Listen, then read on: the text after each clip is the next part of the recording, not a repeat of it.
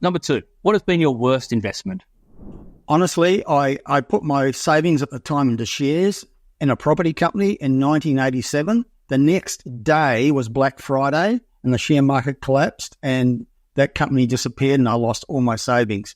And what I like about real estate is it never does that. I mean, property prices do fall at times, but they don't collapse to nothing overnight the way share markets can do. That was my worst investment. What it taught me, though, it did teach me a very valuable lesson, which has served me well over the years, and that is you really need to know a lot about what you're putting your money into. And I knew nothing about shares. I just got caught up in the frenzy at the time.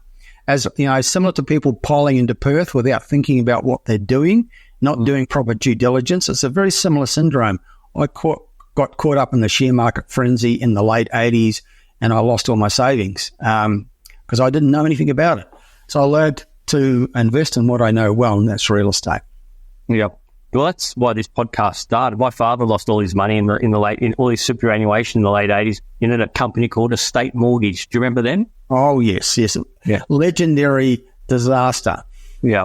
So he did it. They advertised they were safe as houses, but really, and they were investing in bricks and mortar, but really they were putting it into mezzanine funding for developers. And then when interest rates went to 17%, all the house cards fell down and lost pretty much everything. You mentor a lot of people. What mistakes do you see people making? What are the worst mistakes that other people make? With property investment, look, there's a whole range of them, but the biggest one is a lack of willingness to invest in information and advice.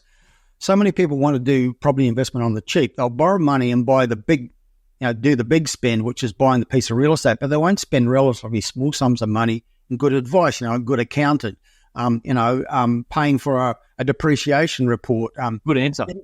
Getting advice from a specialist property lawyer or an accountant on the right entity to buy in, mentors, buyer's agents.